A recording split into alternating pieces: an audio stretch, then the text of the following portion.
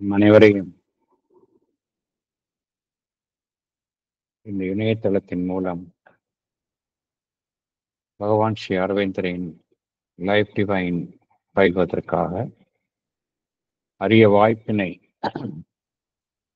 நமக்கு அருளியுள்ள பகவானுக்கும் ஸ்ரீ அன்னைக்கும் நமது நன்றியையும் வணக்கத்தையும் அவர்களது பொற்பாதங்களில் சமர்ப்பிப்போம்.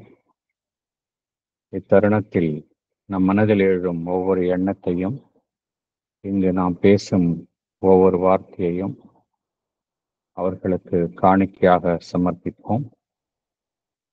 அனைவருக்கும் மாலை வணக்கம். இப்பொழுது லைவ் டிவைன்ல நாம் book 2 chapter 13 exclusive concentration of consciousness force and the ignorance என்கின்ற தலைப்பை பார்த்து கொண்டிருக்கின்றோம். இந்த புவியில் அனைத்து தளங்களிலும் காணப்படும் அந்த அறியாமை என்ன காரணத்தினால் இந்த அறியாமை என்றால் இந்த பரம்பொருளுடன் நாம் ஒருங்கிணைந்தவர்கள், அந்த ஒருமை என்கின்ற அம்சத்தை உணராமல் இருப்பது, ஒவ்வொருவரும் தனித்தனியே இருப்பது போல் உணர்கின்றோம். இது எல்லா தளத்திலும் காணப்படுகின்றது. மனிதனிடத்திலிருந்து கீழ் உள்ள அனைத்து அமைப்புகளுமே தனித்தனியாகத்தான் காணப்படுகின்றன. இதற்கு காரணம் என்ன? ஏன் இந்த அறியாமை என்றால் இக்னோரன்ஸ் ஆஃப் ஒன்னஸ், அந்த ஒருமை என்கின்ற உண்மை குறித்த அறியாமையில் இருத்தல். என்ன காரணத்தினால் அது ஏற்படுகின்றது என்றால், எல்லாமே இந்த புவியில் அந்த பரம்பொருள் சச்சிதானந்தா பிரம்மன், அதனுடைய வெளிப்பாடுதான், அதனுடைய சக்தியினால்தான் அனைத்தும் உருவாக்கப்பட்டு இருக்கின்றன, அனைத்தும் செயல்படுகின்றன. அவ்வாறு அந்த சக்தி செயல்படும் பொழுது என்ன செய்கின்றது என்றால், அந்த சக்தி ஏதோ ஒரு அமைப்பிற்குள்ளோ ஏதோ ஒரு இயக்கத்திற்குள்ளோ தன்னை குவித்து கொண்டு தன்னுடைய மற்ற அம்சங்களை பின்னுக்கு தள்ளுகின்றது. இதைத்தான் பகவான் exclusive concentration of consciousness force என்று கூறுகின்றார். அதாவது சித் சக்தி, நம்ம எல்லாம் படைத்து நம்ம எல்லாம் இயக்கும் அந்த சித் சக்தி கான்ஷியஸ்னஸ் ஃபோர்ஸ், அதனுடைய பிரத்யேகமான கவனக்குவிப்பு, அதனால்தான் இந்த அறியாமை காணப்படுகின்றது என்கின்ற மைய கருத்தை தான் பகவான் இங்கு விளக்குகின்றார். போன செஷன்ல என்ன பார்த்தோம் என்பதை சற்று நினைவு கூறலாம்.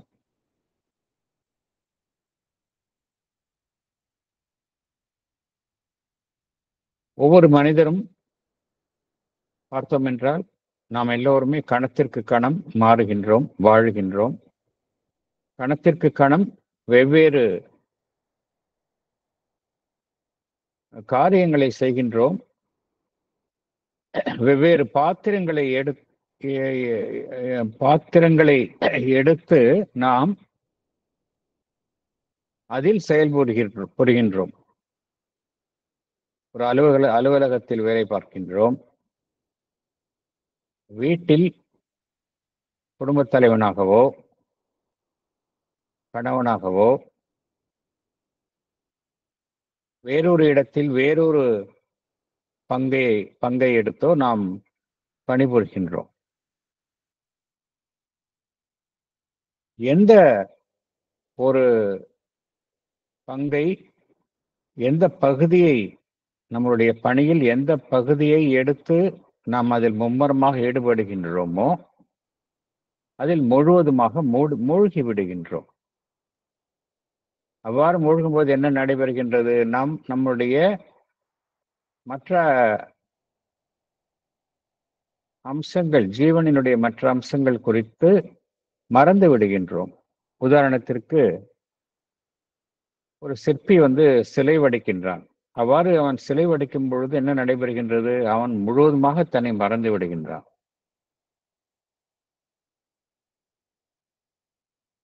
இது எல்லா தரப்பினருக்கும் பொருந்தும். வெவ்வேறு பணியை மனிதர்கள் செய்கின்றார்கள். அவர் நடிகராக இருக்கலாம், கவிஞராக இருக்கலாம், போர் வீரராக இருக்கலாம். அவ்வாறு அவர்கள் இருப்பது எவ்வாறு ஒருவர் ஒருவர் ஒரு பங்கை தன்னுடைய வாழ்வில் எடுத்து அந்த பங்கில் அவர் காரியம் மாற்ற வேண்டும் என்பது அவரை உருவாக்கிய சக்தியினால் தீர்மானிக்கப்படுகின்றது. அதற்காக அவர் உருவாக்கப்பட்டுள்ளார். அவருள் குவிக்கப்பட்டுள்ள சக்தி அவரை அந்த செயலை உருவாக்கும் வண்ணம் அமைந்துள்ளது. இவ்வாறுதான் ஒவ்வொரு மனிதரும் செயல்படுகின்றார்கள்.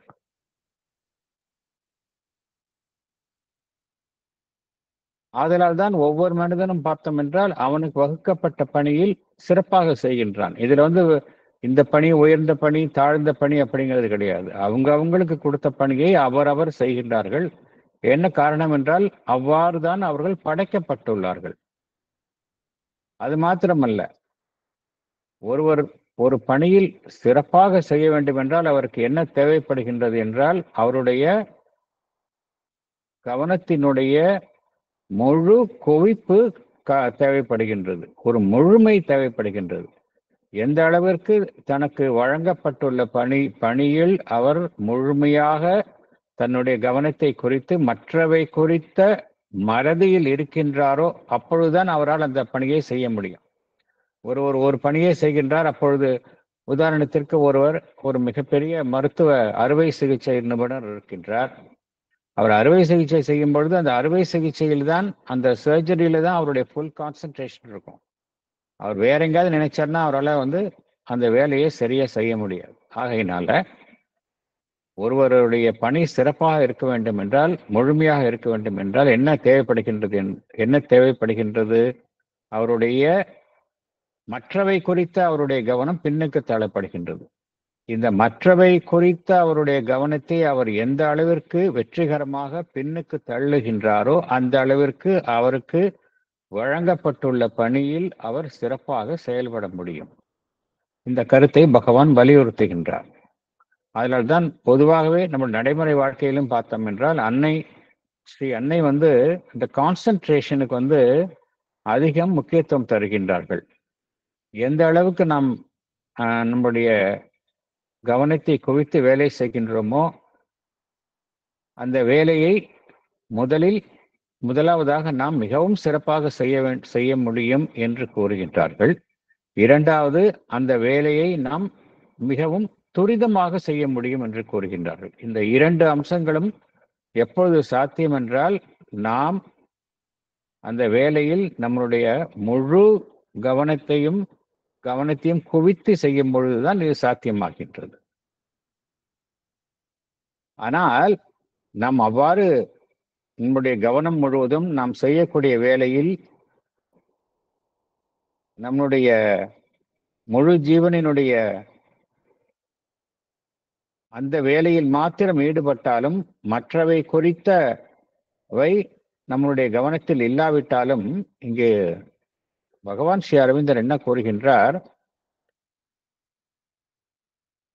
ஒருவர் அவ்வாறு அந்த பணியில் ஈடுபடும் பொழுது அவருடைய முழு ஜீவனும் அவருக்கு பின்னால் இருந்து அந்த பணியை செய்கின்றது அப்படிங்கிறார். அவருடைய முழு ஜீவனும் அவர் மறந்திருந்தாலும் கூட அவருக்கு பின்னால் இருந்து அந்த காரியத்தை செய்கின்றது அப்படிங்கிறார்.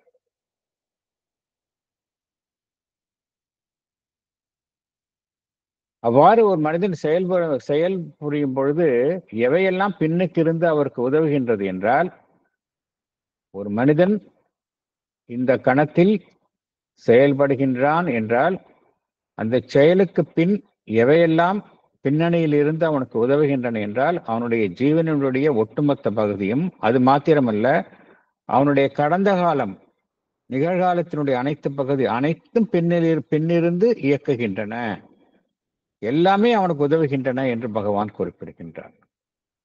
உலகம், அவனை சுற்றியுள்ள உலகமும் அவனுக்கு உதவி புரிகின்றன என்று பகவான் கூறுகின்றார்.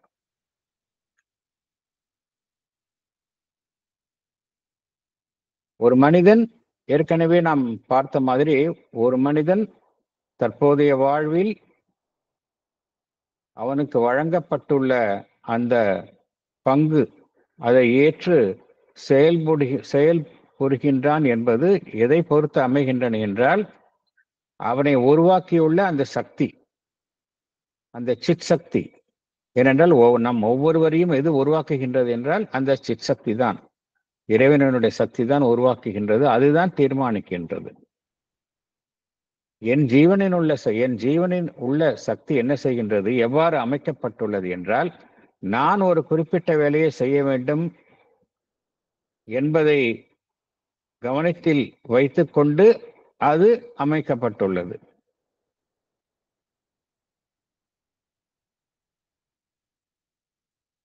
இங்கு முக்கியமாக ஒரு கருத்து என்னவென்றால், நாம் ஒரு காரியத்தை செய்யும் பொழுது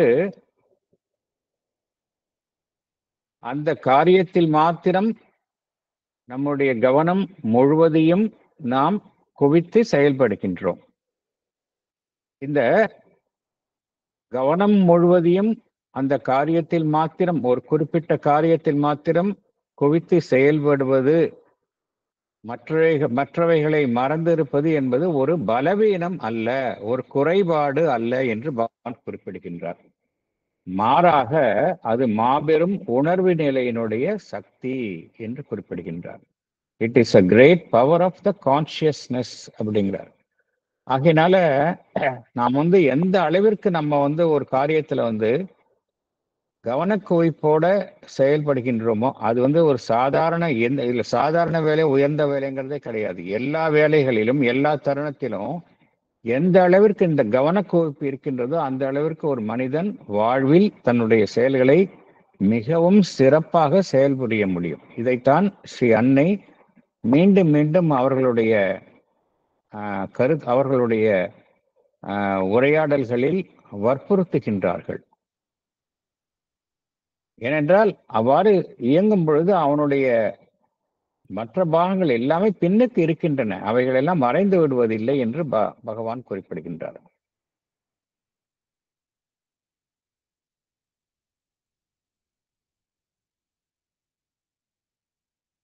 மேலும் இதில் இரண்டு விதமான, இந்த தன்னைத்தானே மறந்து இருத்தல் என்பது இரண்டு விதமான நிலைகளை குறிப்பிடுகின்றார்.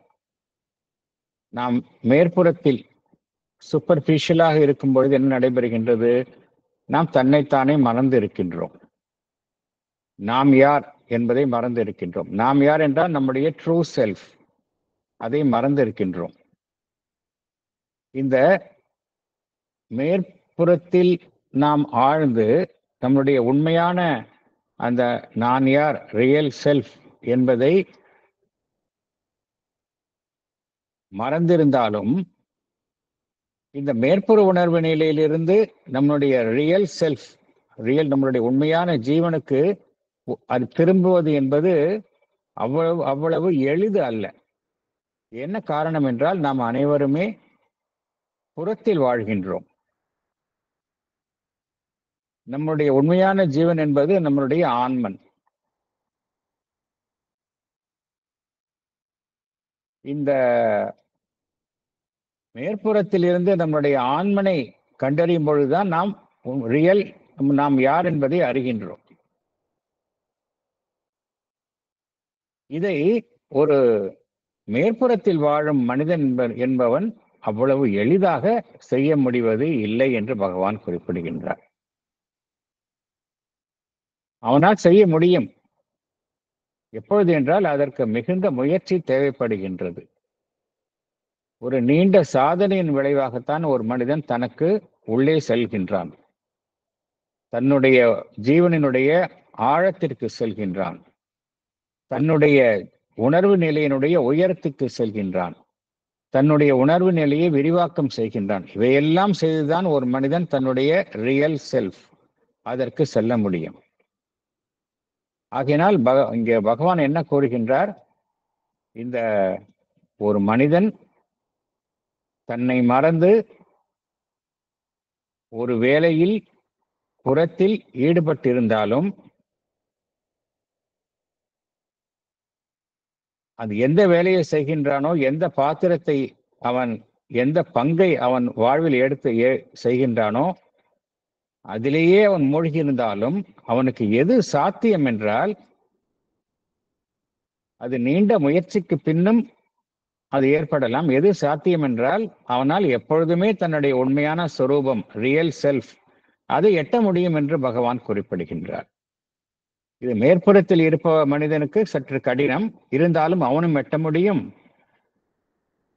அல்லது மாறாக சில பேர் தன்னுடைய உள்ஜீவனில் வாழ்ந்து கொண்டிருப்பார்கள். ஏனென்றால் இந்த உள்ஜீவனில் இருந்துதான் இந்த இந்த எக்ஸ்க்ளூசிவ் கான்சென்ட்ரேஷன் என்பது மெல்ல மெல்ல மெல்ல புறத்தில் முழுமை பெறுகின்றது. இது ஆரம்ப கால கட்டத்தில் பார்த்தோம் என்றால், நம்மளுடைய உண்மையான ஜீவனைக்கு உள்ளே திரும்பி செல்லுதல் என்பது எளிது. அதனுடைய முடிவுற்ற நிலையில் முழுவதுமாக புறத்தில் வாழும் மனிதனுக்கு சற்று கடினம். இருந்தாலும் எது சாத்தியம் என்றால், எப்பொழுதுமே நம்மளுடைய ரியல் செல்ஃப், என்னதான் நாம் வெளியில் நம்மளுடைய உண்மையான ஜீவன் என்பதை மறந்து வெளியில் எந்த பங்கை ஏற்று செயல்படுகின்றோமோ அந்த அந்த அந்த பாத்திரமாகவே மாறிவிட்டு செயல்பட்டாலும், எல்லோருக்கும் எது சாத்தியம் என்றால், நாம் நம்முடைய உண்மையான ஜீவன் என்பதை எப்பொழுதுமே ஒருவர் அதை எட்ட முடியும், அது சாத்தியம் என்று பகவான் இங்கு ஒரு தெளிவுபடுத்துகின்றார். ஆகையினால் அந்த நிலையிலேயே யாருமே இருந்து விடுவது இல்லை. அதைத்தான் பகவான் இங்கு தெளிவுபடுத்துகின்றார். இப்பொழுது இதெல்லாம் நம்ம பார்த்ததெல்லாம் மனிதனை பொறுத்த வரைக்கும், மனிதனுடைய உணர்வு நிலையில எப்படி மனிதன் அந்த எந்த வேலையை செய்கின்றானோ அதுவாகவே மாறிவிடுகின்றான். அதனால் மற்றவை குறித்த அந்த அறியாமையில் இருக்கின்றான். ஸோ இந்த எக்ஸ்க்ளூசிவ் கான்சென்ட்ரேஷன் மனிதனை பொறுத்த வரைக்கும் அவனுடைய மனம் என்கின்ற உணர்வு நிலையில் இது ஏற்படுகின்றது. ஆனால் இந்த எக்ஸ்க்ளூசிவ் கான்சென்ட்ரேஷன் என்பது மனிதனுடைய நிலையில மாத்திரம் இல்லை, மனிதனுக்கு கீழே பல்வேறு நிலைகள் இருக்கின்றன. அந்த நிலைகளிலும் காணப்படுகின்றது. அந்த நிலைகளில் எவ்வாறு காணப்படுகின்றது?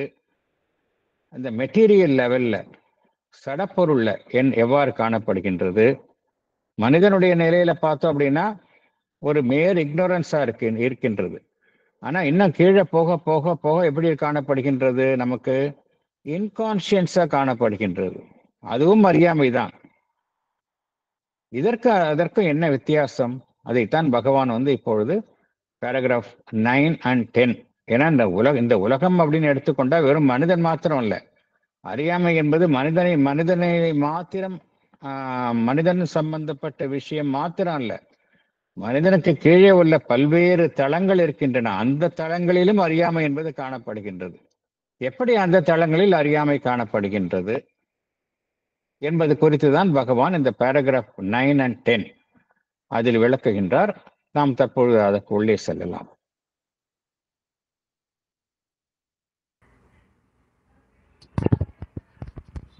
Chapter 13, Exclusive Concentration of Consciousness Force and the Ignorance. Paragraph 9. This power of exclusive concentration is not confined to absorption in a particular character or type of working of one's larger self, but extends to a complete self-forgetfulness in the particular action in which we happen at the moment to be engaged. The actor in moments of great intensity forgets that he is an actor and becomes the part that he is playing on the stage. Not that he really thinks himself Rama or Ravana, but that he identifies himself for the time being with the form of character and action which the name represents, and so completely as to forget the real man who is playing it. So the poet forgets himself, the man, the worker, in his work, and is for the moment only the inspired impersonal energy which works itself out in formation of word and rhythm. Of all else, he is oblivious. The soldier forgets himself in the act and becomes the charge and the fury and the slaying. Thank you, sir. Thank you. Can I read, sir? Yeah, please. Explanation. We have seen that the man is for the moment the actor, the poet, the soldier, or whatever else he may have been constituted. There is an exclusive concentration in a particular character or type of working of one's larger self. This exclusive concentration extends to a complete self forgetfulness in the particular action in which we happen to be engaged at the moment. For example, the actor who is playing the role of Rama totally identifies himself with the character and at the moment of great intensity forgets that he is an actor and becomes the character itself. So is the poet who forgets himself as the worker in his work and is for the moment only the inspired impersonal energy which works itself out in formation of word and rhythm.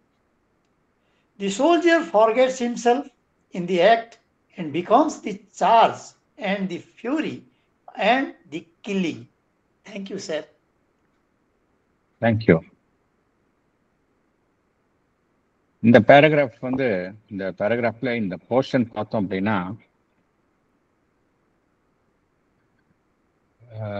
அதாவது எப்படி நம்ம நமக்கு கொடுக்கப்பட்ட ஒரு role அதை சிறப்பாக செய்ய முடியும் அப்படிங்கிறதுக்கு இந்த போர்ஷன் ரொம்ப முக்கியமான கருத்துக்களை நமக்கு வழங்குகின்றது.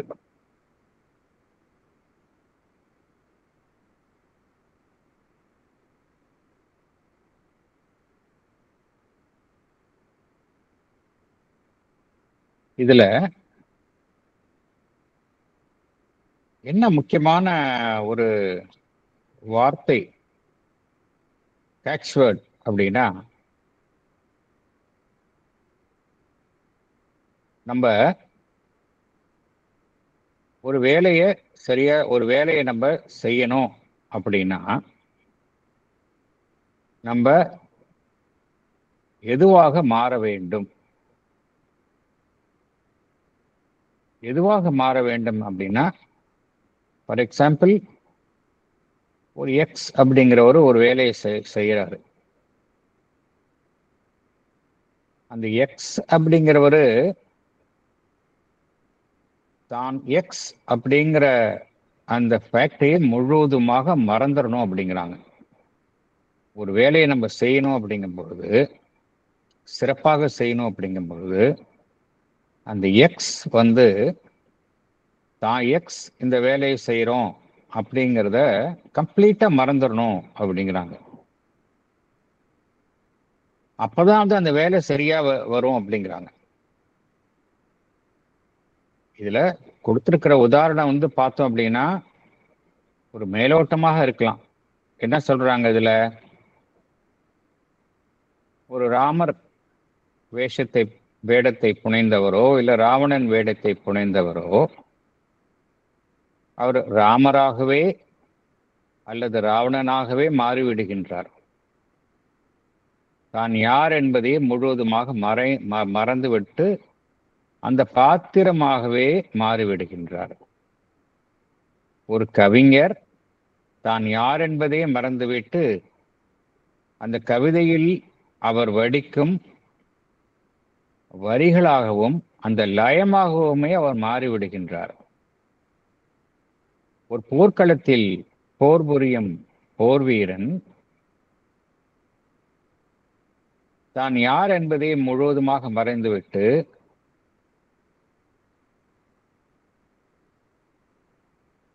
அந்த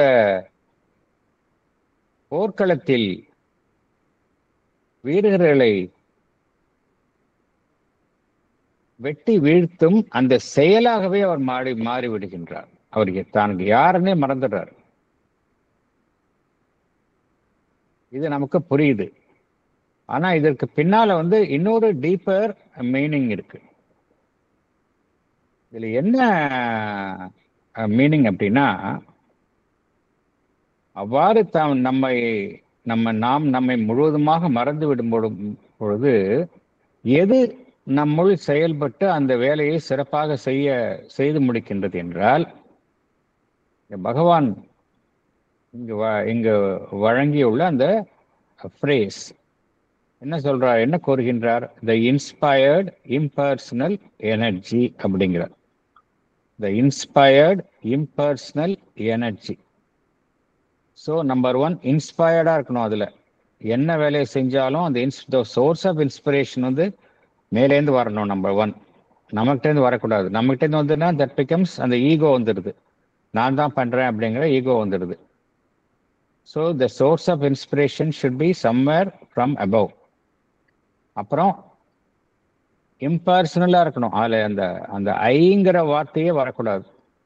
ஐங்கிற வார்த்தை வந்தது அப்படின்னா நான் பண்றேன், நான் செய்யறேன், நான் சிறப்பா செஞ்சேன், இது வந்ததுனாலே தட் மீன்ஸ் அந்த இடத்துல சிறப்பா செய்ய முடியாது. நம்ம என்ன பார்த்தோம் இங்க? கம்ப்ளீட் செல்ஃப் ஃபர்கெட்ஃபுல்னஸ் இருந்தால் தான் அந்த வேலை சிறப்பாக செய்ய முடியும் அப்படிங்கிறது தான் பகவான் சொல்றார்.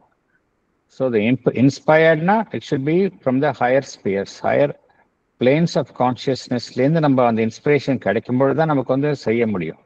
ரெண்டாவது, it should be totally impersonal. அந்த இடத்துல கம்ப்ளீட் ஈகோவே இருக்கக்கூடாது. அத்தகைய ஒரு சக்தி நம்முள் செயல்பட நாம் அனுமதிக்கணும். அப்பதான் நம்ம செய்யற வேலையை சிறப்பாக செய்ய முடியும். ஒரு மியூசிஷியன் இருக்கலாம், ஒரு பாடகர் இருக்கலாம்.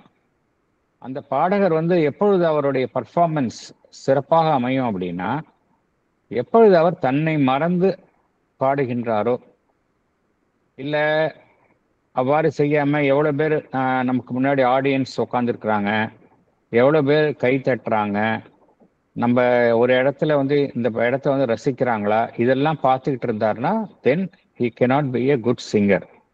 Complete self forgetfulness. அப்பதான் அந்த சோர்ஸ் ஆஃப் எனர்ஜி அவர் எது அவரை எது இயக்குகின்றதோ அந்த சோர்ஸ் அவர்கிட்டேந்துக்கு மேலேந்து வந்தாதான் அந்த சோர்ஸ் அந்த செயல் சிறப்பாக அமையும்.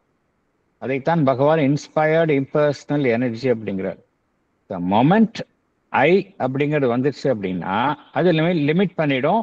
அது it becomes a personal energy. அந்த வேலை சிறப்பாக அமையாது.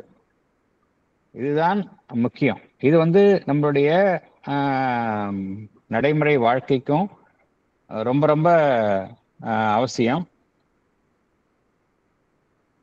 நாமே பார்க்கின்றோம், சிறப்பாக ஈவன் ஒரு கலைத்துறையிலும் எடுத்துக்கொண்டால் சிறந்த நடிகர்கள் எல்லாம் யாருன்னு பார்த்தோம் அப்படின்னா அந்த பாத்திரமாகவே அவர்கள் மாறிவிடுகின்றார்கள்.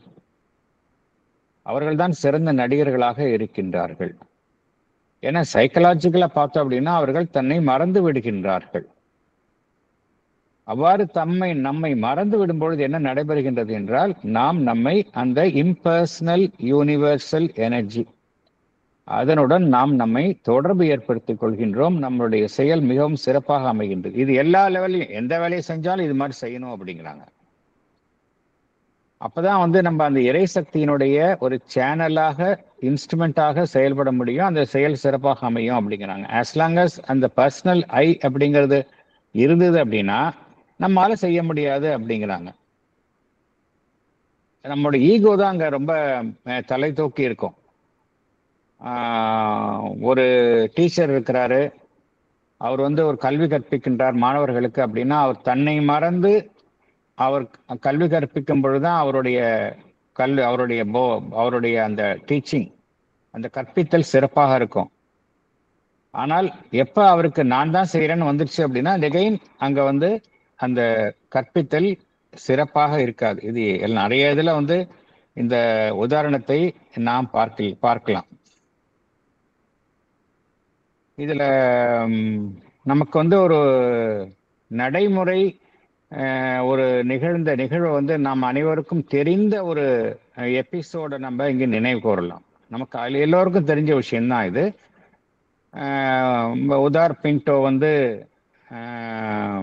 கேட்குறாரு, மதர்கிட்ட கேட்குறாரு, நான் வந்து இந்த பூரண யோகத்தில் வந்து ரொம்ப நாள் பல வருடங்கள் நான் ஈடுபட்டுள்ளேன்.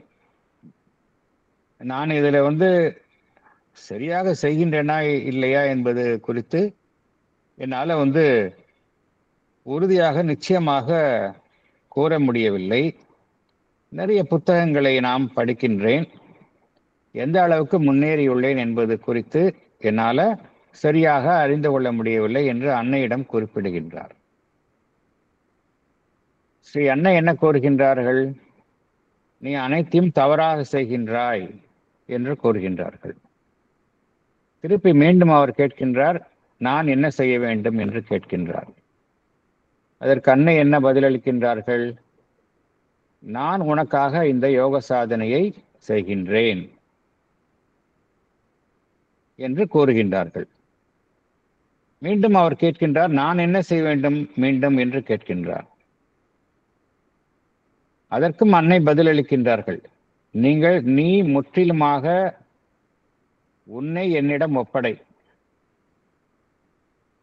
பின்பு நான் உனக்காக இந்த யோகத்தை செய்கின்றேன் என்று கூறுகின்றார்கள். எவ்வாறு என்னை நான் முழுவதுமாக உங்களுக்கு ஒப்படைப்பது? இது அடுத்த கேள்வி. அதற்கு ஸ்ரீ அன்னை மீண்டும் அவரிடம் வினவுகிறார், நீ உண்மையிலேயே சின்சியராகவே நீ உன்னை என்னிடம் ஒப்படைக்க விரும்புகின்றாயா? நிச்சயமாக அன்னையே என்று அவரும் பதிலளிக்கின்றார். அதற்கு ஸ்ரீ அன்னை என்ன கூறுகின்றார்கள்? நீ காலையில் எழுந்தவுடன் முதல் வேலையாக என்ன செய்கின்றாய் என்று கேட்கின்றார்கள். நான் பல் துலக்குவேன். அவ்வாறு செய்யும் பொழுது பல்வேறு நினைவுகள் என் மனதில் அலைமோதும். அதனால் என்னுடைய செயலை நான் கான்சியஸா செய்யறதில்லை அப்படிங்கிறாரு. உடனே அன்னை என்ன கூறுகின்றார்கள்?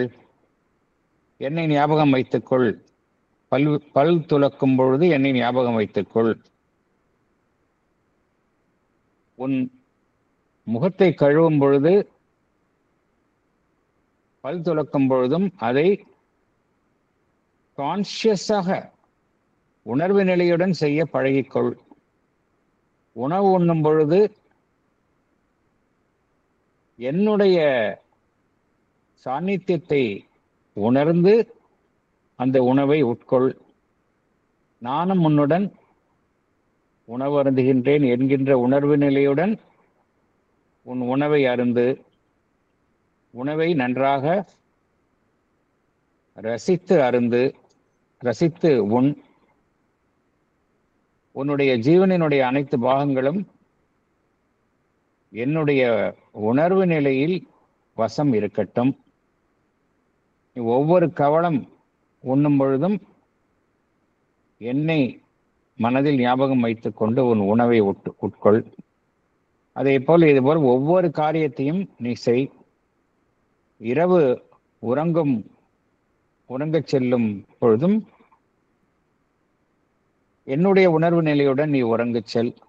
நான் உன்னை ஒரு அமைதியான உறக்கத்திற்கு நான் அழைத்து செல்கின்றேன் என்றெல்லாம் கூறுகின்றார்கள்.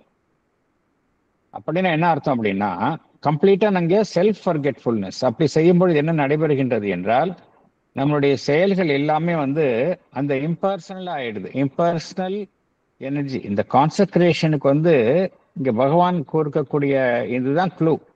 இன்ஸ்பயர்டு இம்பர்சனல் எனர்ஜி எப்படி நம்மளுடைய, ஏன்னா நம்ம செயல்படாமல் இருக்க முடியாது. இந்த பூரண யோகத்துல எங்கேயோ உட்காந்துக்கிட்டு மெடிடேட் பண்றது அப்படிங்கிறது கிடையாது. நம்ம round the clock we are working, we are doing something. அப்போ எந்த கான்சியஸோட பண்றோம் அப்படிங்கிறது தான் முக்கியம். எந்த அளவுக்கு அந்த இன்ஸ்பயர்டு இம்பர்சனல் எனர்ஜியோட பண்றோமோ, கம்ப்ளீட் செல்ஃப் ஃபர்கெட்ஃபுல்னஸோட, மதர் கான்சியஸ்னஸோட பண்றோமோ, அப்போ நம்மளே மறந்துடுறோம். அப்பதான் வந்து இந்த எல்லாமே வந்து டோட்டல் கான்செக்ரேட்டட் ஆக்டா இருக்கும்.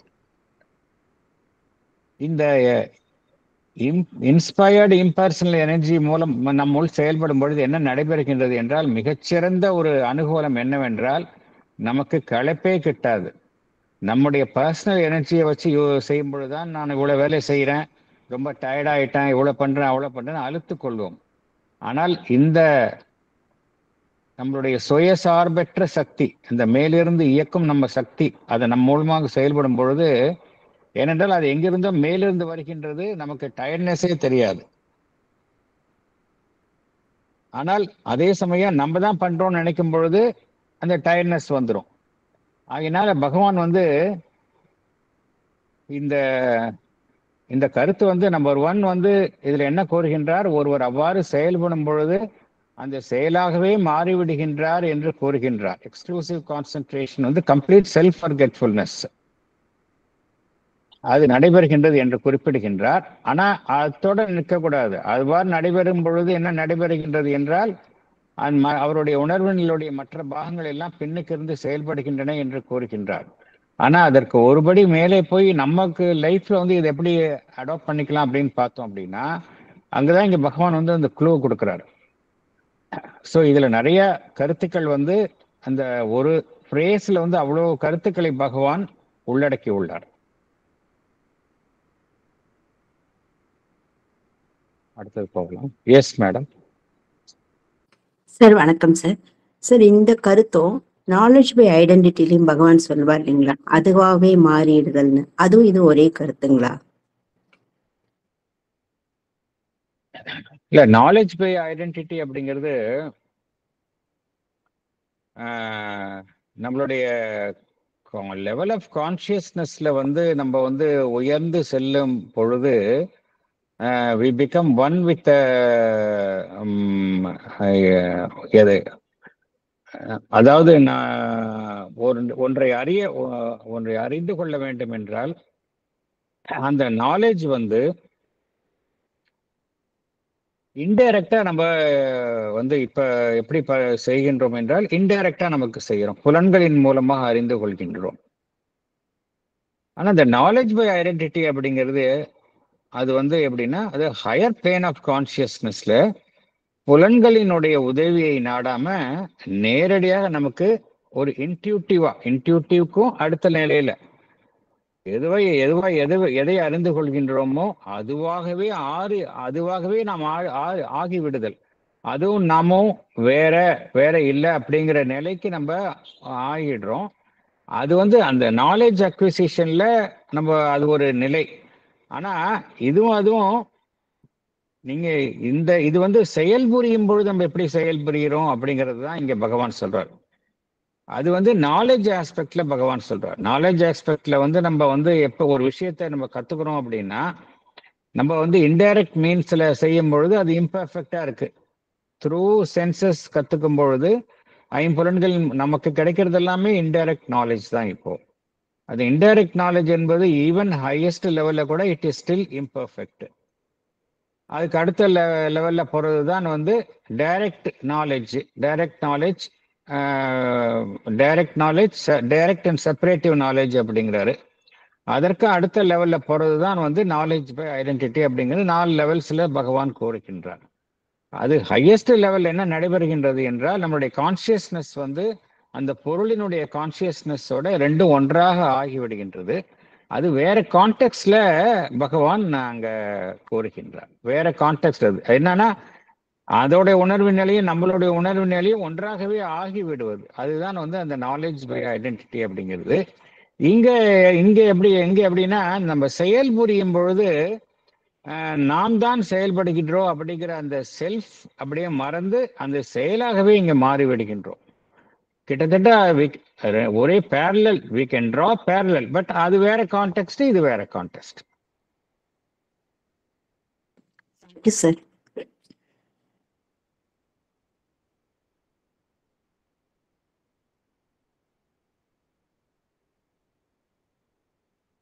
அடுத்தது problem.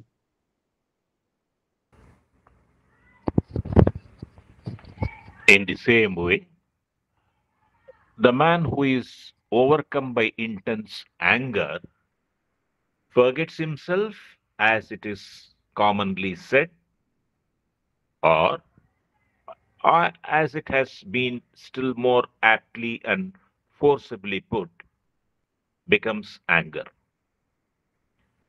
And these terms express a real truth, which is not the whole truth of man's being at the time, but a practical fact of his conscious energy in action.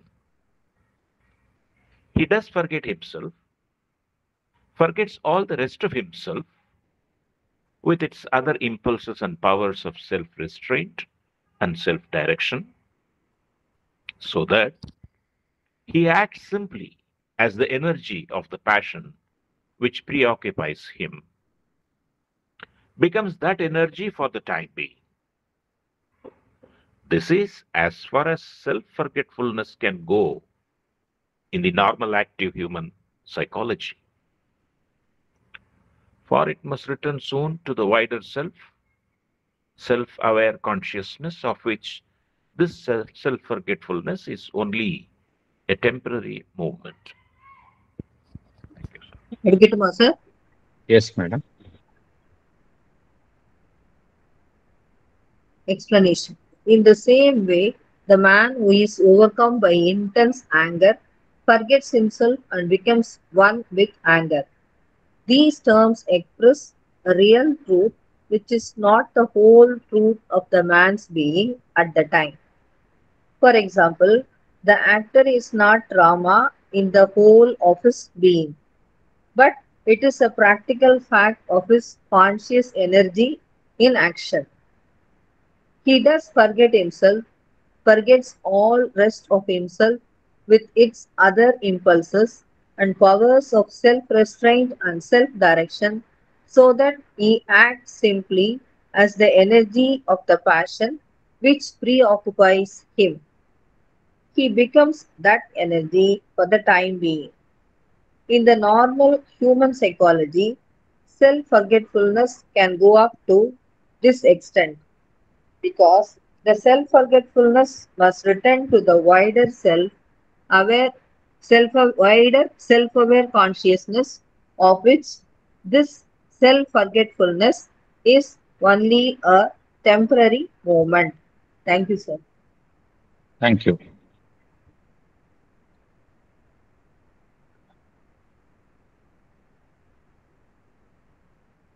இப்போ கோபப்படுறவங்க என்ன ஆயிடுறாங்க? Intense கோபம் வரும்பொழுது அந்த கோபமாவே மாறிவிடுகின்றார்கள், தன்னை மறந்து விடுகின்றார்கள். அதனால்தான் பார்க்குறோம் வயலன்ஸ் எல்லாம் நடைபெறுகின்றது. வயலண்டா ஒரு கோபம் வரும்பொழுது அவர்கள் என்ன செய்யறதுனே என்ன செய்யறோம் அப்படிங்கிற ஒரு உணர்வே இல்லாம மிகவும் கொடூர செயல்கள்லாம், அந்த கொடூரமான விஷயங்கள்லாம் அந்த அந்த நேரத்துல ஒரு கண நேரத்தில் நடைபெறுகின்றது. இதை பார்க்குறோம் நம்ம. ஒரு மனிதன் கோபம், ஒரு தீவிரமான ஒரு கோபம் என்கின்ற உணர்ச்சிக்கு அவன் ஆளாகும் பொழுது அந்த கோபம் என்கின்ற அது உணர்ச்சி அவனை முழுவதுமாக அவனை ஆக்கிரமிக்கின்றது. அவன் தன்னை மறந்து விடுகின்றான். அந்த கோபமாகவே மாறிவிடுகின்றான். இது நெகட்டிவ் சைடு. பாசிட்டிவ் சைடு நம்ம பார்த்தோம், கிரியேட்டிவா நம்மளால பண்ண முடியும், அதெல்லாம் பார்த்தோம். இது negative side. It becomes anchor.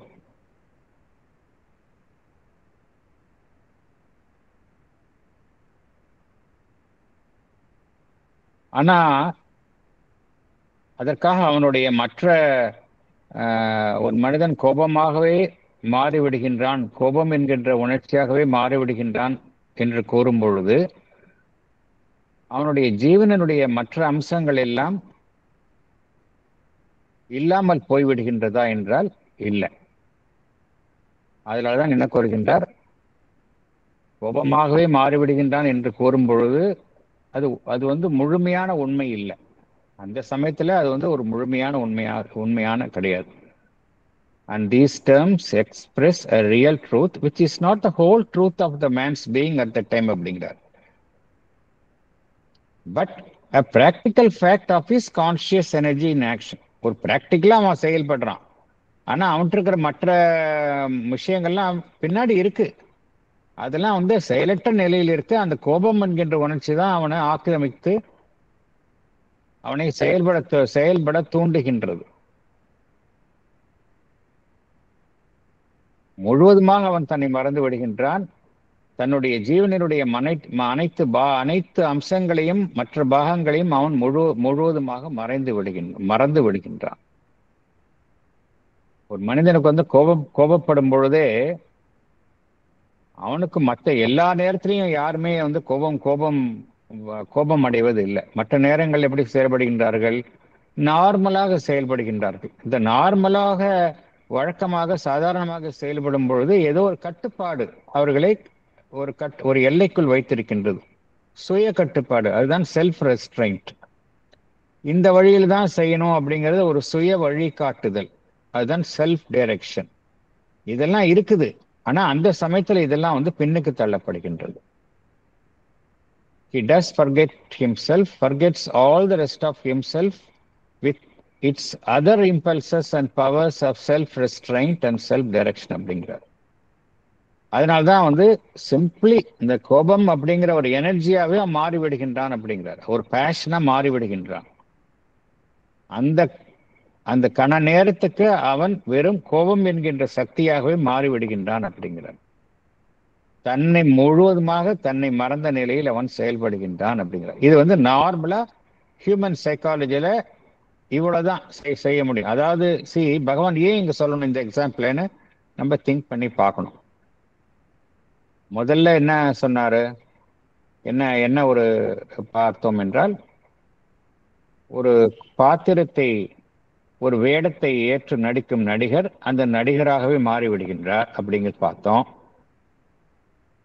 அப்புறம் ஒரு கவிஞர் அவர் வடிக்கும் வார்த்தைகளாகவும் அதன் லயமாகவுமே மாறிவிடுகின்றார் அப்படிங்கிறத பார்த்தோம்.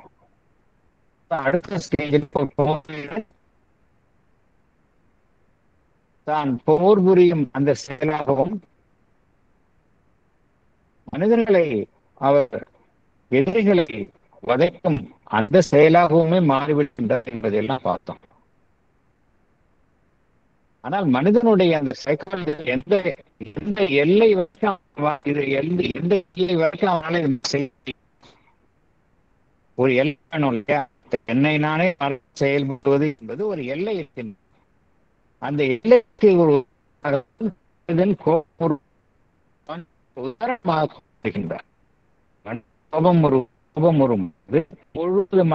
கோபம் என்கின்ற உணர்ச்சியாகவே தான் விடுகின்றான். மனிதனுடைய உதவி ரீதியான எல்லை மறந்து செயல்படுவதற்கு எது எல்லையாக இருக்க முடியும் என்றால், இந்த ஒரு மனிதன் கோபம் என்கின்ற உணர்ச்சிக்கு ஆளாகி அதுவாகவே மாறிவிடுதல் என்பதுதான் ஒரு எல்லையாக இருக்க முடியும் என்பதற்கான ஒரு எடுத்துக்காட்டு. அவ்வளவுதான். It's an example how psychologically can ஒரு மனிதன் அந்த தன்னைத்தானே மறந்து செயல்படுவது என்பது ஒரு மனிதனுடைய எந்த எல்லை வரைக்கும் செல்ல முடியும்? இந்த எல்லை வரைக்கும் தான் செல்ல முடியும் இல்லையா? இதுதான் இந்த எல்லை வரைக்கும் தான் ஒரு மனிதன் செல்ல முடியும். மனிதனை பொறுத்த வரைக்கும் ஹியூமன் கான்சியஸ்னஸ்ல இந்த அளவுக்கு தான் ஒரு மனிதன் செய்ய முடியும். என்ன காரணம் அப்படின்னா, ஒரு மனிதன் எப்பொழுதுமே இது மாதிரி இருக்க முடியாது. அப்படி இருந்ததுன்னா he becomes mad. நார்மல் மனுஷனுக்கு சொல்றாரு. ஒரு மனிதன் எப்பொழுதுமே இது மாதிரி ஏதோ ஒரு ஆவேசத்துக்கு உட்பட்டு செயல்பட்டு கொண்டிருந்தானா என்றால் அவன் சாதாரண மனிதன் அல்ல. அவன் மனநலம் பாதிக்கப்பட்டவன் தான் எப்பொழுதுமே அப்படி இருப்பான். பட் சாதாரண மனிதன் எப்படி இருப்பான்? எப்பவாதான் இது மாதிரிலாம் இருப்பான் இல்லையா? மற்ற நேரத்தில் அவன் சாதாரண உணர்வு நிலையில் தான் செயல்படுவான். அதைத்தான் பகவான் கூறுகின்றார். For it must return soon to the wider self aware consciousness of which this self forgetfulness is only a temporary moment. இத்தகைய இயக்கங்கள்லாம் டெம்பரரி மூமெண்ட் தான். மனிதனுடைய செயல்பாட்டுல ஹியூமன் சைக்காலஜில நார்மல் ஆக்டிவ் ஹியூமன் சைக்காலஜி அப்படிங்கிறார். தெளிவாக புரிஞ்சுக்கணும். நார்மல் ஆக்டிவ் ஹியூமன் சைக்காலஜியில் இதெல்லாம் வந்து எப்பொழுதாவது நடைபெறக்கூடிய தற்காலிக இயக்கங்கள் தான் அப்படிங்கிறார். மற்ற நேரத்தில் அவன் நார்மலாக தான் இருக்கிறான். he must return soon to the wider self-aware consciousness. இது எதற்கு வருகின்றார் என்றால், மனிதன் பொறுத்த வரைக்கும் தன்னை மறந்து செயல்பட்டு ஒரு அறியாமையில் செயல்படுவது என்பது இந்த மேல ஒரு ரேஞ்சில இருந்து கீழே இந்த ரேஞ்ச் வரைக்கும் செல்ல முடியும். மனிதனை பொறுத்த வரைக்கும் இவ்வளவுதான் இருக்கு, இவ்வளவுதான் இந்த நிலை வரைக்கும் தான் செல்ல முடியும். ஆனால் மனிதனுக்கு அடுத்த நிலையில் இருக்கக்கூடிய விஷயங்கள்லாம் நிறைய இருக்கின்றது. அதைத்தான் பகவான் கூறப் போகின்றார். அதுக்காகத்தான் இவர் இந்த ஒரு ஸ்டேட்மெண்ட்டை பகவான் குறிப்பிடுகின்றார். அடுத்து செல்லலாம்.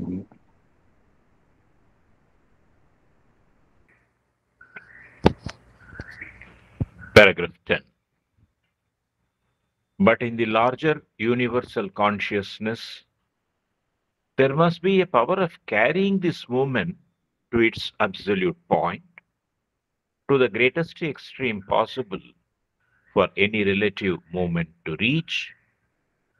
And this point is reached not in human unconsciousness, which is not abiding and always refers back to the awakened consciousness being that man normally and characteristically is, but in the inconscience of material nature. Thank you. Yes. Padikava? Yes. We have seen how the nature of exclusive concentration in our own mental consciousness results in an effective ignorance. Concentrating on our surface self, we are ignorant of our subliminal and superconscious self. Concentrating on the present moment, we are ignorant of our past and future. Concentrating on each part or role we play in our life, we are ignorant of the rest of ourselves. This is regarding our own consciousness. But if we consider the universal consciousness, there must be a power of carrying this movement to its absolute point. It is carried to the greatest extreme possible point for any relative movement to reach. This extreme point is reached not in human unconsciousness, because human unconsciousness is not the extreme point and it does not last for a long time. It can always go back to its awakened conscious being, which is the normal and characteristic state of man. But this extreme point refers to the inconscience of material nature. And this self-forgetfulness is only a temporary movement. It is not a permanent and eternal movement, but a provisional, a temporary movement for a defined purpose. This kind of self-forgetfulness in the individual is reproduced on a large scale in the universal consciousness as inconscience. In inconscience also, it is apparently only the energy at work, but there is a secret intelligence awake in those who sleep, conscient in the inconscient, that exerts and compels the apparently inconscient energy to function and move in the chosen direction. This fact of secret intelligence is there even in the inconscient. Sri M.P. Pandit Talks on the Life Divine, Volume 2, page 222. Thank you. Thank you.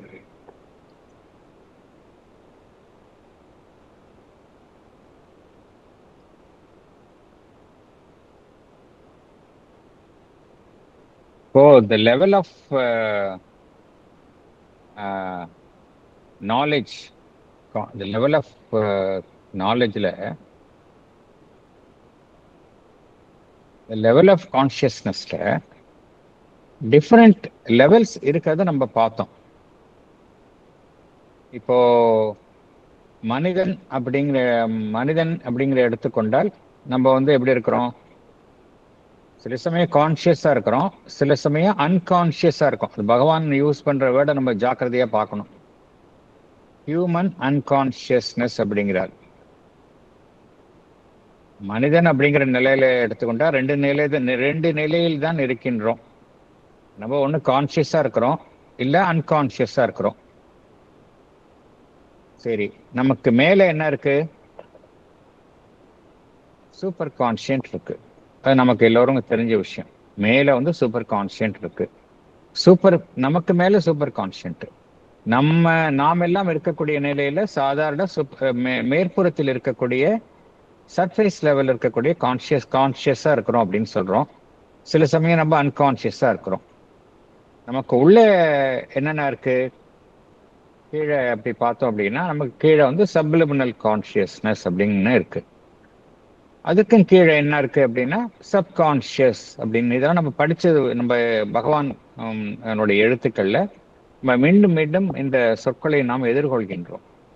நமக்கு மேல super கான்ஷியன்ட், நாம் இருக்கக்கூடிய லெவல்ல கான்ஷியஸா இருக்கிறோம். Sometimes அன்கான்ஷியஸா இருக்கும். அவ்வளவுதான் விஷயம், அவ்வளவுதான். ஆனா நமக்கு இது வந்து நம்ம இருக்கக்கூடிய சூப்பர்ஃபிஷியல் லேயர்ல. நமக்கு உள்ள என்ன இருக்கு? சப்லிமினல் கான்ஷியஸா இருக்கு. அது நாம அந்த நிலையில இருக்கிறது இல்லை. மெஜாரிட்டி அது குறித்த அறியாமையில் இருக்கின்றோம். அதற்கும் கீழே என்ன இருக்கு? சப்கான்ஷியஸ் இருக்கு. அது குறித்த அறியாமையிலும் நாம் இருக்கின்றோம். இது வந்து as for us human beings are concerned. ஆனா கான்ஷியஸ்னஸ் அப்படிங்கிறது பார்த்தோம் அப்படின்னா அது வெறும் ஹியூமன் பீயிங்கோட முடிஞ்சு போய்டுறது விஷயம் கிடையாது. ஹியூமன் பீயிங்க்கு கீழே எவ்வளவோ அமைப்புகள் இருக்கின்றன. அனிமல்ஸ் இருக்கு, பிளான்ட்ஸ் இருக்கு, மெட்டல்ஸ் இருக்கு, அப்புறம் மேட்டர். எல்லாமே மெட்டீரியல் லெவல்ல கீழே போக போக போக மேட்டர் அப்படிங்கிறது லெவல்ல வந்துருக்கு. ஸோ நம்ம லெவல்ல வந்து கான்ஷியஸ்னஸ் இருக்கு அப்படின்னா மெட்டீரியல் லெவல் என்ன இருக்கு? இன்கான்ஷியன்ஸ் இருக்கு. இது நமக்கு தெரிஞ்ச விஷயம். ஒரு சடப்பொருளை எடுத்துக்கொண்டா எப்படி இருக்காது?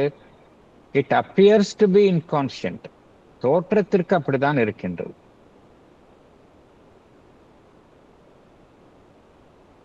இப்போ இந்த எக்ஸ்க்ளூசிவ் கான்சென்ட்ரேஷன் அப்படிங்கிறது மனிதன் அப்படிங்கிற நிலையில நம்ம இந்த சாப்டர்னுடைய தலைப்பு எக்ஸ்க்ளூசிவ் கான்சென்ட்ரேஷன். அது மனிதன் அப்படிங்கிற நிலையில் எடுத்துக்கொண்டால் எவ்வாறு இந்த எக்ஸ்க்ளூசிவ் கான்சென்ட்ரேஷன் செயல்பட்டு எவ்வாறு நம்மை எது குறித்த அறியாமையில் எல்லாம் வைத்துக் கொண்டிருக்கின்றது என்பதை கடந்த ஒரு 4-5 பேராகிராஃப்ல பகவான் மனிதன் குறித்து தான் விளக்குனார். ரொம்ப டீட்டெயில்டா நம்ம உள்ள போனோம். முதல்ல என்ன சொன்னார் அவரு? நம்ம எல்லாமே சர்ஃபேஸ்ல தான் இருக்கிறோம், மேற்புறத்தில் வாழ்கின்றோம். அதனால we are concentrating on our surface self. அதனால தான் நம்ம we are ignorant of our subliminal and superconscious self அப்படிங்கிற ஒரு கருத்தை பார்த்தோம் நம்ம. அப்புறம் we are concentrating on the present moment. இந்த கணத்தில் தான் நம்ம கான்சென்ட்ரேட் செய்கிறோம். நம்மளுடைய கடந்த காலம், கடந்த பிறவிகள், முற்பிறவிகள் தெரிவதில்லை. எதிர்காலத்தில் வரப்போகின்றது, எதிர்காலத்தில் என்ன பிறவிகளை எடுக்கப் போகின்றோம் என்பதும் நமக்கு தெரிவதில்லை. So we are ignorant of our past and future, concentrating only on the present moment. அடுத்தது concentrating on the role we play in our life. அதுல நம்ம ஜீவனுடைய மற்ற பாகங்கள் அது குறித்து அறியாமையில் இருக்கின்றோம். இதெல்லாம் மனிதனை பொறுத்த வரைக்கும், மனிதனுடைய உணர்வு நிலையில பொறுத்த வரைக்கும் இத்தகைய ஒரு கவனக்குவிப்பினால் ஒரு அறியாமையில் இருக்கின்றோம் அப்படிங்கிறத பார்த்தோம். ஆனால் இந்த உணர்வு நிலை அப்படிங்கிறது வெறும் மனிதன் சம்பந்தப்பட்ட விஷயம் கிடையாது. பிரபஞ்ச அளவில் இருக்கக்கூடிய விஷயம்தான் கான்சியஸ்னஸ் அப்படிங்கிறது, யூனிவர்சல் கான்சியஸ்னஸ். இந்த யூனிவர்சல் கான்சியஸ்னஸ் என்ன செய்கின்றது? நம்ம ஏற்கனவே பார்த்தோம். ஒரு மனிதன் ஒரு வேளையில் மாத்திரம் தன் கவனம் முழுவதும் செலுத்தி மற்றவை குறித்து மறந்து இருப்பது என்பது ஒரு விசேஷமான அவனுடைய சக்தி, அது பலவீனம் அல்ல அப்படிங்கிற ஒரு கருத்தை பகவான் முன்னாடியே நமக்கு சொல்லிட்டார். அவர் பகவான் என்ன சொல்றாரு? அந்த சக்தி வந்து ஹியூமன் லெவல்ல செயல்படுது. அதே சக்தி யூனிவர்சல்ல பிரபஞ்ச ரீதியாகவும் செயல்படுது அப்படிங்கிறார். இந்த யூனிவர்சல் கான்சியஸ்னஸ்லயும் இந்த power of carrying this moment to its absolute point, இந்த கான்சென்ட்ரேஷனுக்கு கொண்டு போற சக்தி என்பது அதனுடைய உச்சகட்ட முனைக்கு அது கொண்டு செல்லும் அப்படிங்கிறார். உச்சகட்ட முனை அப்படிங்கிறார். It is carry to the greatest extreme possible point அப்படிங்கிறார். Extreme possible point for any relative moment to reach. Extreme possible பாயிண்ட்னு என்ன நமக்கு தெரியும் என்ன அப்படிங்கிறது. என்ன? அட்டாமிக் லெவல் இல்லையா? அட்டாமிக் லெவல் தான் எக்ஸ்ட்ரீம் பாயிண்ட்டுக்கு உள்ள போயிடுது. இது வந்து இந்த எக்ஸ்ட்ரீம் பாயிண்ட் நம்ம ரீச் பண்றது இல்லை. புரிஞ்சுக்கணும், இந்த எக்ஸ்ட்ரீம் பாயிண்ட் வந்து நம்ம ரீச் பண்றது இல்லை, மெட்டீரியல் லெவலில் தான் அதை ரீச் பண்ண முடியும். ஏன்னா நம்ம லெவல்ல வந்து வெறும் அன்கான்சியஸா இருக்கிறோம், திருப்பி நம்மளால கான்சியஸ் லெவலுக்கு போயிடுறோம் இல்லையா? We can always go back to our awakened conscious being, which is our normal state and characteristic. தற்காலிகமாக தான், டெம்பரரியாக தான் நம்ம வந்து நம்மை மறந்து செயல்படுகின்றோம். ஆனால் நார்மலாக நம்ம வந்து கான்சியஸாக இருக்கிறோம். அதாவது நான் சொல்றது பகவான் என்ன சொல்றார், இந்த அன்கான்சியஸ்னஸ் கான்சியஸ்னஸ் அந்த டிஃபரன்ஸை சொல்றார். ஃபுல் இக்னோரன்ஸ்லேருந்து ஃபுல் நாலேஜுக்கு போகிறத பற்றி சொல்லலை. டெம்பரரியா அன்கான்சியஸ் ஸ்டேட்லேருந்து கான்சியஸ் ஸ்டேட்டுக்கு போகிறது தான் இங்கே பகவான் சொல்றார். அது மனிதன் வந்து நம்ம வந்து எப்பொழுதுமே ஒரு அன்கான்சியஸ் ஸ்டேட்ல இருக்கிறது இல்லை. பகவான் சொல்ற இதை கன்ஃபியூஸ் பண்ணிக்க கூடாது. பகவான் சொல்றது இக்னோரன்ஸ் இல்லை, இக்னோரன்ஸில் தான் இருக்கிறோம், அது வேற விஷயம். ஆனால் அன்கான்சியஸ்னஸ் அப்படிங்கிறார். அன்கான்சியஸ்னஸ்னா நம்ம சொன்ன மாதிரி எப்பவுமே அந்த கோபம் என்கின்ற உணர்ச்சியாகவே மாறிவிடுதல் அப்பவுமே அதுல. ஆனா அந்த நிலையில எப்பொழுதுமே இருப்பதில்லை. நார்மல் ஸ்டேட்ல ஒருத்தங்க அது மாதிரி எப்பொழுதுமே இருப்பதில்லை. சாதாரண நிலைக்கு நம்ம திரும்பி விடுகின்றோம். ஸோ ஹியூமன் லெவல்ல பார்த்தோம் அப்படின்னா எக்ஸ்ட்ரீம் பாயிண்ட்டுக்கு போறதில்லை அப்படிங்கிறார். We don't go to the extreme point. Extreme pointல எந்த extreme point reach அப்படின்னா material human extreme point material முடியும்.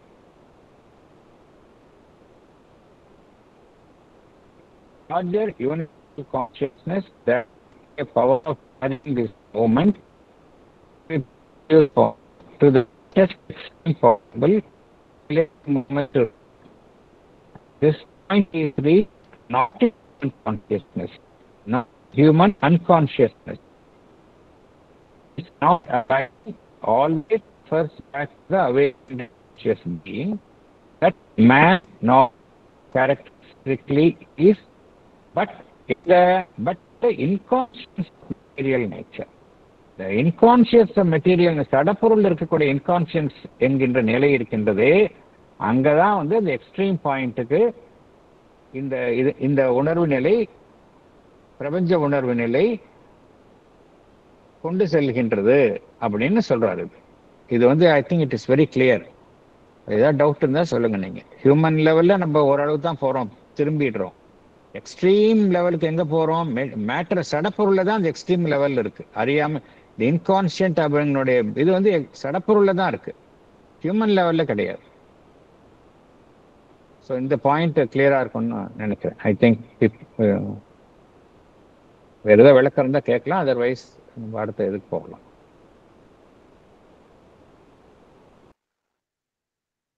சார் ஒரு டவுட் கேட்கலாமா? கேளுங்க. இப்போ இது ஜடப்பொருள்ல வந்து எக்ஸ்ட்ரீம் இதுங்கிறதுக்கு ஏதாவது எக்ஸாம்பிள் சொல்ல முடியுமா சார்? ஜடப்பொருள் எக்ஸ்ட்ரீம் இன்கான்சியன்ட்டா? ஆமா.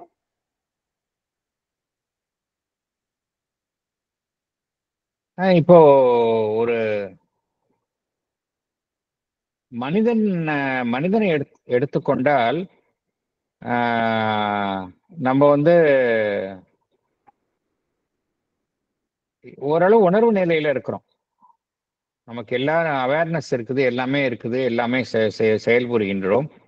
We are conscious of what we are doing. இப்போ ஒரு சடப்பொருள் எடுத்துக்க, ஒரு ஒரு லோவஸ்ட் லெவல்ல இருக்கக்கூடிய ஒரு மெட்டீரியலை எடுத்துக்கொண்டால் அதுக்கு தெரியுமா நான் அது என்ன செய்யறோம் அப்படிங்கிறது தெரியுமா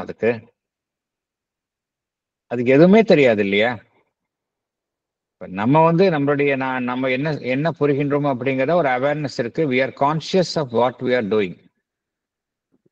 அனிமல் லெவல்ல கொஞ்சம் கம்மியா இருக்கு, பிளான்ஸ் லெவல்ல இன்னும் கொஞ்சம் கம்மியா இருக்கு. இது குறைஞ்சிக்கிட்டே வருது கீழே போக போக. மெட்டீரியல் லெவல்ல டோட்டலா அந்த இடத்துல ஒரு இனர்ஷியா தான் பார்க்குறோம். நம்ம ஒரு மந்த நிலையை தான் பார்க்குறோம், ஒரு மெக்கானிக்கல் ஆக்ஷனை தான் பார்க்குறோம். அதுதான் இங்க சொல்றார். It appears as if it is inconscient. இதுதான் பகவான் சொல்றாரு. Okay sir. எல்லாமே அப்படிதான். ஒரு யூ டேக் எனி மெட்டீரியல், அப்பேரண்டா பார்த்தா எப்படி தோணுது? அது எந்த விதமான ஒரு கான்சியஸ்னஸும் இல்லாத மாதிரி தான் மேற்புறத்தில் தோணுது. யூ டேக் எனி மெட்டீரியல், அதுதான் சொல்றேன். Okay. For example, you take any material, அந்த மெட்டீரியலுக்கு ஏதாவது கான்சியஸ்னஸ் இருக்கு நம்மளால சொல்ல முடியுதா? சயின்டிஃபிக்கா நமக்கு சொல்ல முடியும், அதுக்குள்ள அட்டாமிக் ஆக்டிவிட்டி நடந்து கொண்டு இருக்கின்றது அப்படிங்கறத சொல்றோம். That's a different issue. ஒரு எனர்ஜி இருக்கு அப்படின்னு சொல்ல வரோம். ஆனா அப்பேரண்டா பார்த்தோம் அப்படின்னா, மேற்புறத்தில் பார்த்தோம் அப்படின்னா ஒரு இன்கான்சியண்டா இருக்கிற மாதிரி தான் நமக்கு தோணுகின்றது. அதைத்தான் இங்க பகவான் அது ஒரு உச்ச எக்ஸ்ட்ரீம் லெவல்ல, மெட்டீரியல் லெவல்ல இந்த இன்கான்சியன்ஸ் காணப்படுகின்றது அப்படிங்கிறார்.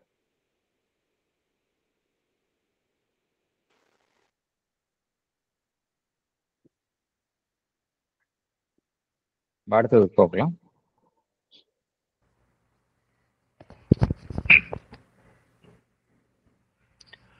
This inconscience is no more real than the ignorance of exclusive concentration in our temporary being, which limits the waking consciousness of man. For as in us, so in the atom, the metal, the plant, in every form of material nature, in every energy of material nature, there is, we know, a secret soul, a secret will, a secret intelligence at work, other than the mute's self-oblivious form, the conscient. Even in unconscious things of the Upanishad, without whose presence and informing conscious force or tapas, no work of nature could be done. Thank you. Thank you. படிக்கிறீங்களா? படிக்கட்டுமா sir? Yes madam.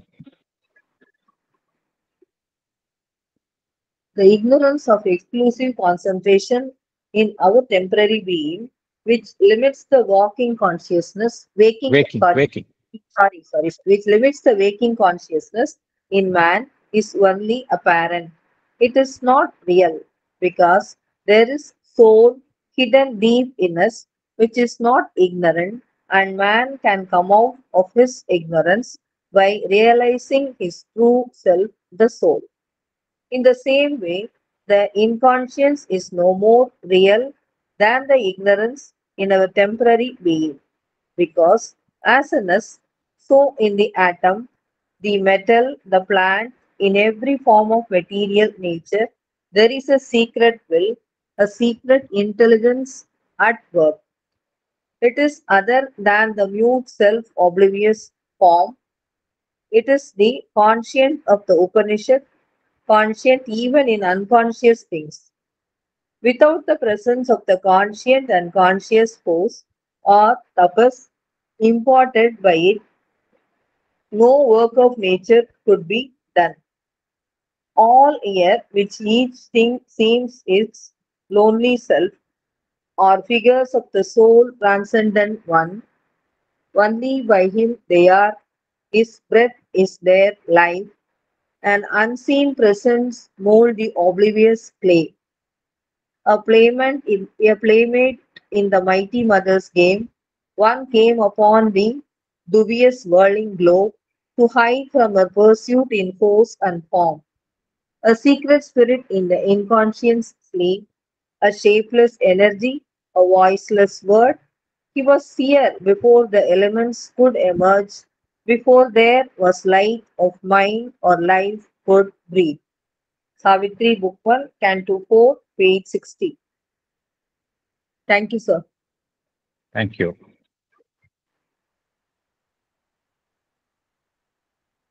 The inconscience, see, மனிதன் லெவல்ல ஒரு level of ignorance இருக்கு, ஒரு level of exclusive concentration இருக்கு. மனிதன் level எப்படி இருக்கு? நம்ம ரியல் செல்ஃப் நம்ம என்னன்னு தெரியல, மேற்புறத்தில் இருக்கிறோம், அந்த அளவுக்கு நம்ம இக்னோரண்டா இருக்கோம் இல்லையா? we are ignorant of our true self, we are ignorant of our ஆத்மன். to that extent we are ignorant. நமக்கு கீழே வந்து எக்ஸ்ட்ரீமா போக போக போக மெட்டீரியல் லெவலில் ஒரு இன்கான்சியன்ஸ் இருக்கு. இந்த மெட்டீரியல் லெவலில் இருக்கக்கூடிய இன்கான்சியன்ஸுக்கும் நமக்கிட்ட இருக்கிற அந்த level of ignorance on account of our exclusive concentration in our superficial being, அதுக்கும் பார்த்தோம் அப்படின்னா பகவான் என்ன சொல்றார்? இன் பிரின்சிபிள் ரெண்டும் ஒண்ணுதான் அப்படிங்கிறார். இன் பிரின்சிபிள் சி, ரெண்டும் வந்து தரத்துல வேற, ரெண்டுமே வந்து நிலைகள்ல வேற. அது ரொம்ப எக்ஸ்ட்ரீம் பாயிண்ட். இது மேல ஒரு மேற்புறத்தில் இருக்கக்கூடிய மேல் லெவல்ல இருக்கக்கூடிய ஒரு இக்னோரன்ஸ், அது எக்ஸ்ட்ரீம் பாயிண்ட். ஆனா ரெண்டுக்கும் பின்னால் இருக்கக்கூடிய ஒரு காமன் பிரின்சிபிள் ஒண்ணுதான் அப்படிங்கிறாரு. ஒரே காமன் பிரின்சிபிள் தான். இங்க என்ன இருக்கு? என்னுடைய ஆன்மன் இருக்கு, உள்ள இருக்கு, அது குறித்து அறியாமையில் நான் செயல்படுகின்றேன். அங்க என்ன இருக்கு? ஒவ்வொரு உலோகத்திற்குள்ளும், ஒவ்வொரு தாவர இனத்திற்குள்ளும், ஒவ்வொரு சடப்பொருளினுடைய வடிவத்திற்குள்ளும் என்ன இருக்கு? ஒரு சீக்ரெட் சோல் இருக்கு இல்லையா? சீக்ரெட் வில் இருக்கு. சீக்ரெட் சோல், சீக்ரெட் வில், ஒரு மறைந்து செயல்படும் ஒரு சங்கல்பம் இருக்கு. ஒரு மறைந்து செயல்படும் ஒரு பேரறிவு அனைத்தையும் இயக்குகின்றது அப்படிங்கிறார் பகவான். ஒவ்வொரு ஜடப்பொருளுக்குள்ளேயும் சீக்ரெட் சோல் இருக்கு, சீக்ரெட் வில் இருக்கு, சீக்ரெட் இன்டெலிஜென்ஸ் அட் ஒர்க் அப்படி இருக்கு அப்படிங்கிறார். மேல பார்த்தோம் அப்படின்னா அந்த பொருள் வந்து ஒரு மந்தமான என்னமே எதுவுமே தெரியாது அந்த அந்த பொருளுக்கு. அப்படிப்பட்ட நிலையில் இருக்கிற வடிவமாக இருந்தாலும் கூட அதுக்குள்ள வந்து ஒரு சீக்ரெட் சோல் இருக்கு அப்படிங்கிறாரு. ஒரு சீக்ரெட் வில் இருக்கு, ஒரு சீக்ரெட் இன்டெலிஜென்ஸ் அங்க உள்ள செயல்படுத்துகின்றது அப்படிங்கிறார். இதைத்தான் உபநிஷத்துல எவ்வாறு அது குறிப்பிடப்பட்டுள்ளது? கான்ஷியன்ட் அப்படின்னு குறிப்பிடப்பட்டுள்ளது. கான்ஷியன்ட்னா கேப்டன்ல பகவான் ஸ்ரீல சொல்றாரு conscient. Conscient even in unconscious things. Conscient even in unconscious things. அவ்வாறுதான் உபநிடத்தில் இது விளக்கப்பட்டுள்ளது அப்படிங்கிறார். இது வந்து எல்லாத்திலும் இருக்கு அப்படிங்கிறாரு. இந்த பிரசன்ஸ் வந்து இல்லை அப்படின்னா, அதனுடைய சக்தியினுடைய ஈடுபாடு இல்லை அப்படின்னா, இயற்கையினுடைய எந்த சக்தியும் செயல்படாது அப்படிங்கிறாரு. இயற்கை அப்படிங்கிறது பிரகிருதி. பிரகிருதி அப்படின்னு பார்த்தோம் அப்படின்னாலே it is a force in action. இந்த ஃபோர்ஸ் இன் ஆக்ஷன் எப்படி செயல்படுது அப்படின்னா, அதுக்குள்ள இருக்கக்கூடிய இந்த டிவைன் பிரசன்ஸ், அதனால்தான் செயல்படுது அப்படிங்கிறார். Otherwise nothing can work in nature அப்படிங்கிறார். ஸோ ரெண்டும் ஒண்ணுதான். ஹியூமன் பீயிங் இருக்கக்கூடிய இக்னோரன்ஸ் மேல இருக்கு, கீழே இருக்கக்கூடிய எக்ஸ்ட்ரீம் பாயிண்ட் இருக்கிற மெட்டீரியல்ல வந்து எக்ஸ்ட்ரீமா இருக்க ஒழிய இங்கேயும் வந்து அந்த பிரின்சிபல் ஒண்ணுதான். இதுக்குள்ளேயும் வந்து ஒரு சீக்ரெட் வில் இருக்கு, சீக்ரெட் இன்டெலிஜென்ஸ் இருக்கு, சீக்ரெட் சோல் இருக்கு. அதுதான் வித்தியாசம். அதுதான் சொல்றார், this inconscience is no more real than the ignorance of exclusive concentration in our temporary being which limits the waking consciousness of man அப்படிங்கிறார். ரெண்டும் ஒண்ணுதான் அப்படிங்கிறார். ரெண்டு வந்து இன் பிரின்சிபிள் சேம், நிலையில தான் வேற, தளத்துல தான் வேற. இது வந்து இது சாவித்திரியோட லைன்ஸ் இது பார்த்தோம் அப்படின்னா அதுக்கு விளக்கமே தேவையில்லை, அவ்வளோ அழகாக சாவித்திரியில கொடுத்துருக்காரு. புக் 1 புக் ஆஃப் பிகினிங்ல த சீக்ரெட் நாலேஜில் கொடுத்துருக்காரு. பேஜ் 60ல பியூட்டிஃபுல்லா இது ஃபுல்லா படிச்சு பார்த்தா இன்னும் நிறைய அதை பத்தி பகவான் எக்ஸ்பிளைன் பண்ணியிருக்கிறார். அடுத்தது போகலாம்.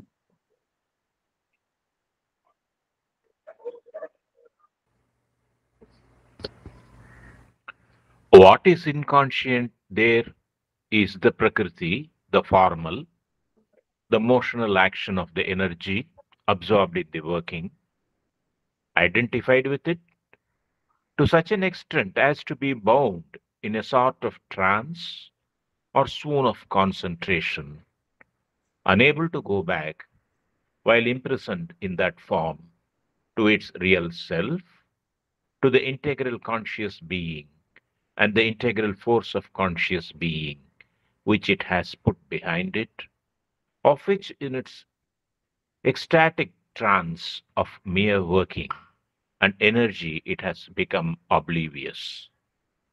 ஓகே, எஸ், படிக்கிறப்பா சார். படிங்க.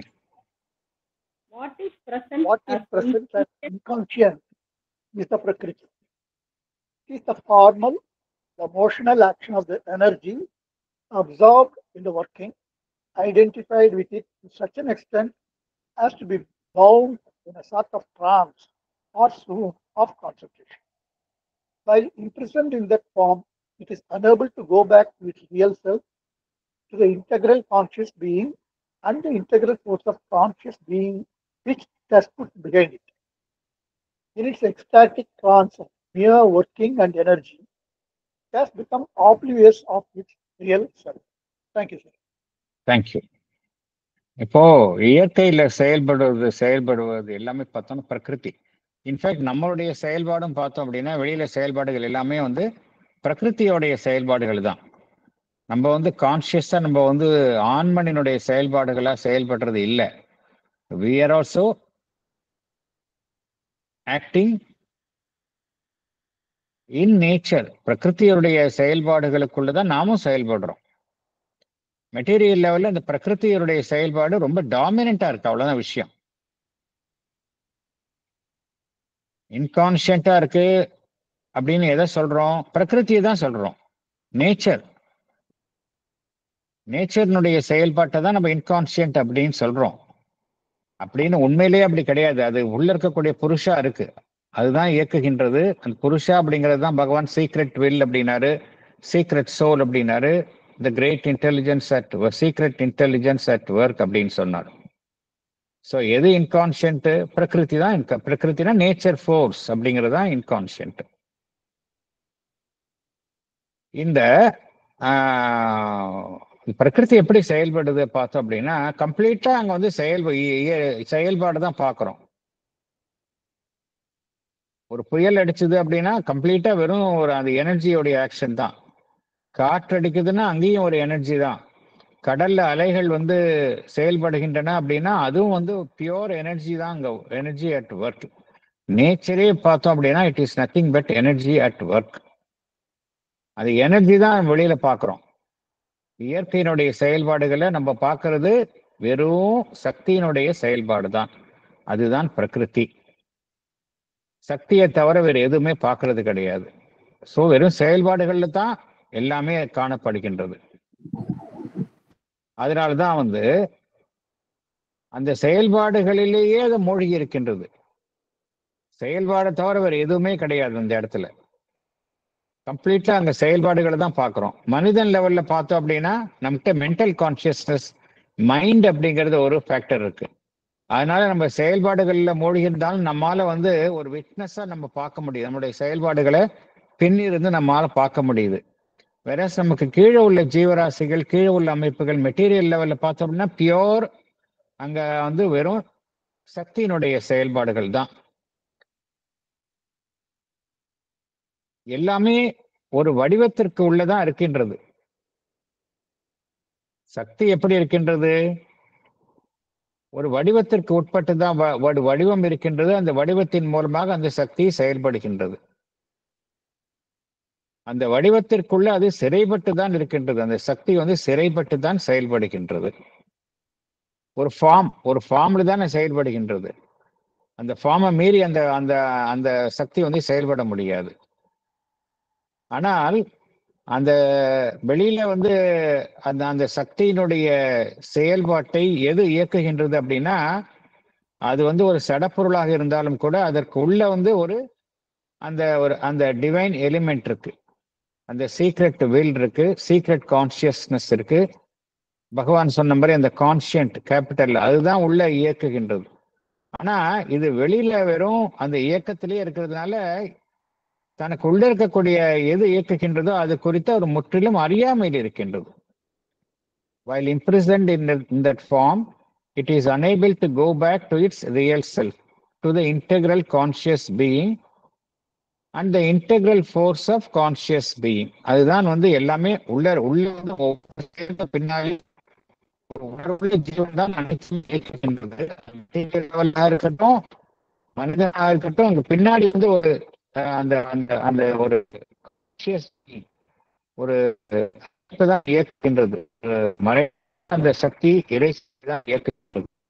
ஆனா குறித்த அறியாமையில் தான் மேற்புறத்தில் செயல்படுகின்றன. அப்படிங்கிறது என்ன அது குறித்த முழு அறியாமையில் இருக்கின்றது. செயல்பாட்டில்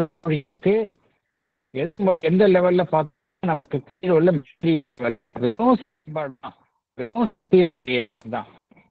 உள்ள மைண்டுள்ள இயக்கோ அது குறித்த முழு காணப்படுகின்றது. இது லெவல்ல அடுத்ததையும் படிச்சுட்டாங்க. portion. Prakriti, the executive force, becomes unaware of Purusha, the conscious being, holds him hidden within herself, and becomes again slowly aware only with the emergence of consciousness from the swoon of the inconscience.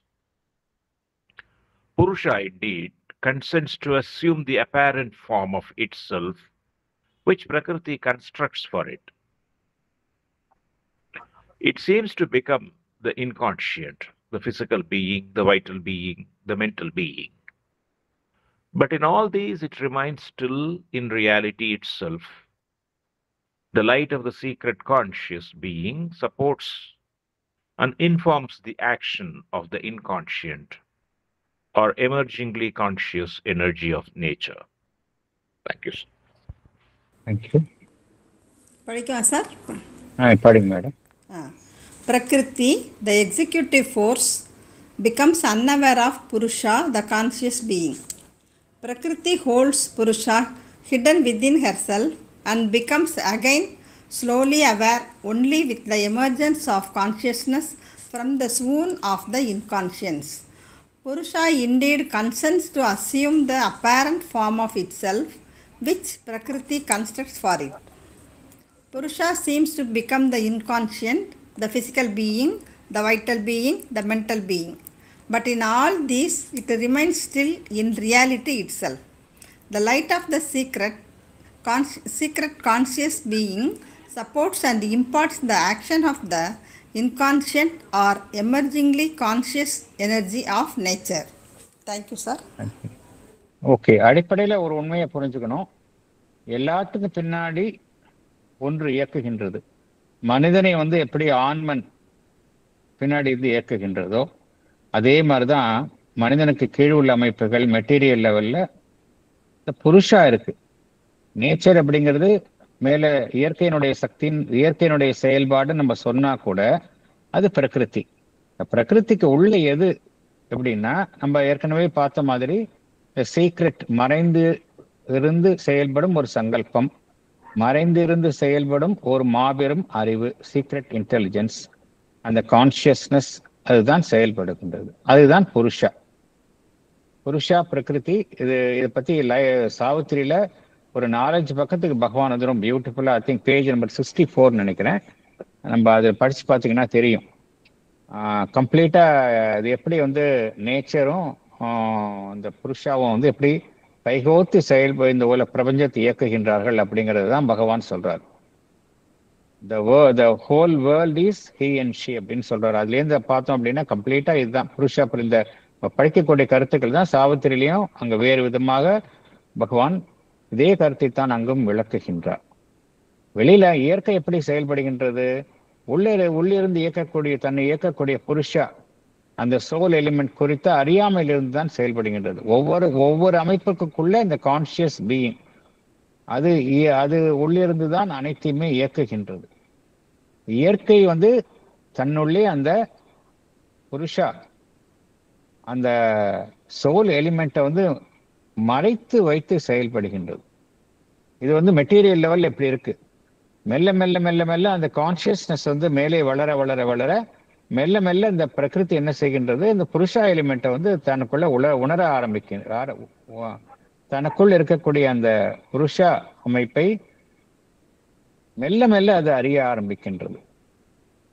இந்த இயற்கை லெவல்ல சடப்பொருள்ல பார்த்தோம் அப்படின்னா இந்த புருஷா element தானே